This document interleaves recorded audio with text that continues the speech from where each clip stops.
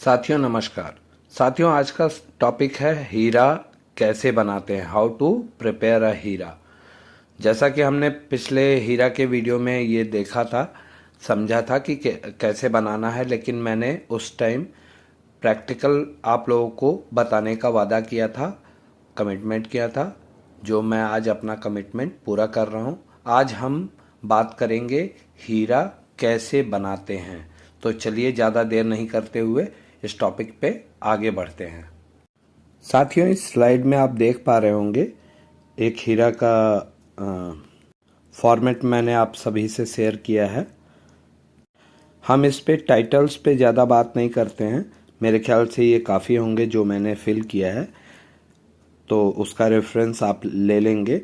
हम सीधे हीरा बनाने के ऊपर बात करते हैं। हमारा आज का टॉपिक है एरेक्शन ऑफ कॉलम, हीरा का। तो चलिए समझते हैं कैसे उसका हीरा हमें करना है। सबसे पहले साथियों हमें जॉब को 2 या 3 एक्टिविटीज़ में डिवाइड करना है।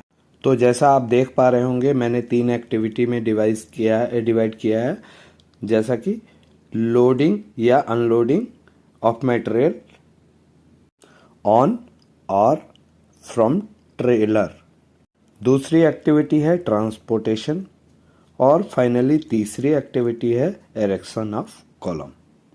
तो साथियों पहली एक्टिविटी में आते हैं। इसमें आप पहला कॉलम देख रहे होंगे R/NR, मतलब रूटीन या नॉन रूटीन, वो हमें डिफाइन करना है। हालांकि ये हमने टाइटल में ही डिफाइन कर दिया है, नॉन रूटीन एक्टिविटी। दूसरा कॉलम है हजार्ड/कंसर्न। तो समझते हैं कि इस जॉब में, इस एक्टिविटी में क्या क्या हजार्ड है, लोडिंग अनलोडिंग में क्या क्या हजार्ड है।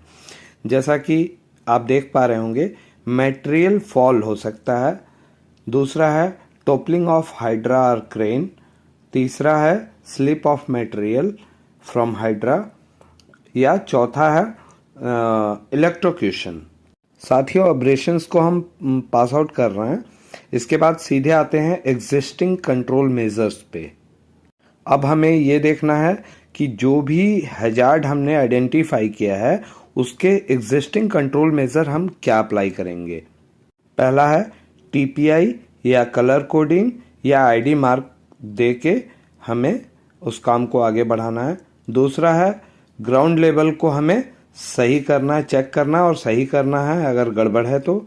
तीसरा है स्टैंडर्ड एंड क्वालिटी टूल्स को हमें यूज़ करना है साइट पे। साथ ही साथ चौथा है कि कोई भी टूल्स टैकल्स हम यूज़ कर रहे हैं उसको यूज़ करने से पहले चेक करना है, इंस्पेक्शन करना है। जो भी स्लिंग हम लगा रहे हैं, यूज़ कर रहे हैं, वो टाइटन करना है, पूरी तरह से मटेरियल को होल्ड कर पाए। साथ ही साथ साथियों इंश्योर करेंगे कि आसपास में कोई पावर लाइन नहीं होनी चाहिए। अब आते हैं साथियों ईएसपी के ऊपर। ई एक्सपोजर, एस सेवेरिटी और पी प्रोबेबिलिटी। जैसा कि हमने पिछले वीडियो में देखा था ईएसपी का कैसे हमको चार्ट के अनुसार रिस्क लेना है। मैं दोबारा से ईएसपी का फुल चार्ट आपके सामने दे रहा हूँ ताकि आपको हीरा बनाने में या समझने में कोई दिक्कत ना हो। जैसा कि आप देख पा रहे होंगे ईएसपी में एक्सपोजर हमें देना है। एक्सपोजर में हमें ये दिखाना है कि इस टाइप की एक्टिविटी हमारी कितने बार होती है। जैसे हम एरेक्शन साइड को ध्यान में रखते हुए बनाए हैं तो हमने फ्रिक्वेंटली दिया है, मतलब डेली, मतलब 6 पॉइंट दिया है हमने, तो ये 6 एक्सपोजर में हम ले लेंगे। अब आते हैं प्रोबेबिलिटी के ऊपर। तो प्रोबेबिलिटी में इतने कंट्रोल मेजर लेने के बाद क्या संभावना हो सकती है, क्या इंसिडेंट हो सकता है। तो अगर हम लेते हैं तो बहुत हो सकती है, तो एमटीसी या आरडब्ल्यूसी केस हो सकता है, तो उसके अनुसार हमने सेवेरिटी को 4 लिया है। अब आते हैं प्रोबेबिलिटी के ऊपर। यहाँ हमने 3 लिया है। 3 क्या डेटोनेट करता है, दर्शाता है अनयूजुअल, मतलब वंस इन अ 3 ईयर, मतलब इस टाइप की चीज़ें हमें 3 साल में एक बार सुनने में आती हैं, लोडिंग अनलोडिंग से रिलेटेड कोई घटना। तो साथियों यहाँ पे हम जब तीनों का मल्टीप्लाई करते हैं तो 72 आता है टोटल रिस्क स्कोर हमारा।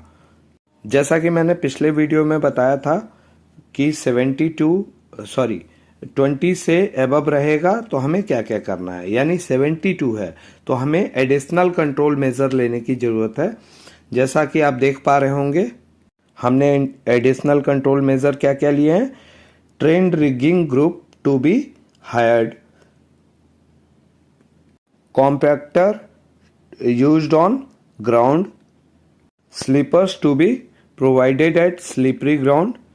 थर्ड वन है permission taken for critical lifting with strict supervision of lifting champion. And fourth one है marching should not be allowed, मतलब हाइड्रा या क्रेन मार्च नहीं कर सकता है मटेरियल को लेके।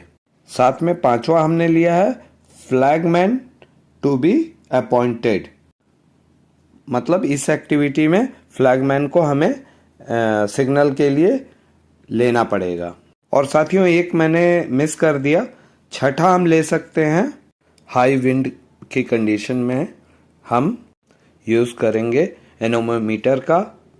अगर 30 से ऊपर हमारा एनोमीटर दिखा रहा है तो हम काम को रोक देंगे। ये सारे एडिशनल कंट्रोल मेजर लेने के बाद दोबारा से हमें ESP काउंट करना है। हमारा एक्सपोजर और प्रोबेबिलिटी में तो कोई परिवर्तन शायद ना के बराबर हो, लेकिन सेवेरिटी में चेंजिंग हो सकती है। इतने एडिशनल कंट्रोल मेजर लेने के बाद हमारे मेजर इंजरी के चांसेस ख़त्म हो जाते हैं। तो यहाँ फर्स्ट एड या माइनर इंजरी के ही चांस हैं, इसलिए हम यहाँ 1 दिखाते हैं।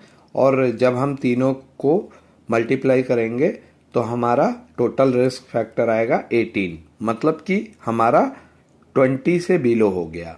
मतलब अब ही हम इस काम को आगे शुरू कर सकते हैं। इसी प्रकार से हम दूसरे एक्टिविटी ट्रांसपोर्टेशन में और तीसरे इरेक्शन में सेम चीज़ें अपनाएंगे।